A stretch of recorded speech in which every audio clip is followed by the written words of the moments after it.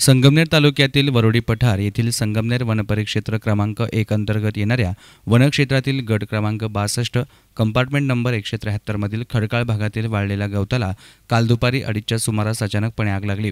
उन्हाच्या तडाख्यामुळे आणि सुटलेल्या वाऱ्यामुळे ही आग भडकल्यानं या वनक्षेत्रा शेजारच्या खासगी क्षेत्रातील सुरेश साहादू फटांगरे यांचा 2 गंजी कडबा, 1 गवताची गंजी, पाण्याची प्लास्टिकची टाकी, इलेक्ट्रिक केबल 250 फूट, 10 आंब्याची झाडं आणि 10 PVC पाईप जळाल्यानं अंदाजे 2 लाख रुपयांचे नुकसान झाल्याचा पंचनामा तलाठी बीबी नरवडे यांनी केलाय।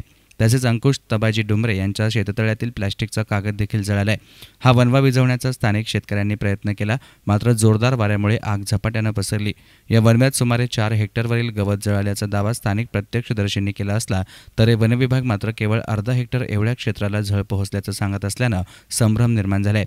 वनविभागाने या क्षेत्रात जाळरेषा काढल्या नसल्यानं आग पसरल्याचे स्थानिक ग्रामस्थांचे म्हणणे आहे। वरोडी पठार या ठिकाणी पडळी याच्या बाजूला सुरेश साहादू फटांगरे यांच्या बाजूला जे काही फॉरेस्टचं जंगल आहे त्या ठिकाणी आग लागली। आगीमध्ये शेजारी सुरेश साहादू फटांगरे यांचे जे वळया होत्या चाऱ्याच्या, त्या वळया जळून खाक झालेल्या। आज शेतीमालाला बाजार नाही आणि या ठिकाणी कुठून तरी पैसे गोळा करून लोक चारा आणून त्या ठिकाणी चारा साठवतात आणि दूध धंद्यावर आपली उपजीविका करतात। एकाही शेतीमालाला बाजार नाही। त्या शेतकऱ्याचं या ठिकाणी अतोनात नुकसान झालेलं आहे। एकही पेंढी अशी टाकायला नाही जनावरांपुढे, तर त्या साधारणतः 2 ते अडीच ते 4.5 लाखाचं नुकसान या ठिकाणी त्या शेतकऱ्याचं झालेलं आहे।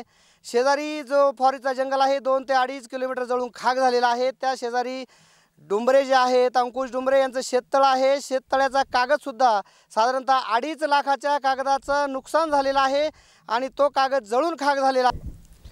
या ठिकाणी या शेतकऱ्यांना जास्तीत जास्त पंचनामा करून लवकरात लवकर भरीव अशी त्यांनी मदत द्यावी महसूल विभागाने, अशी मी विनंती करतो।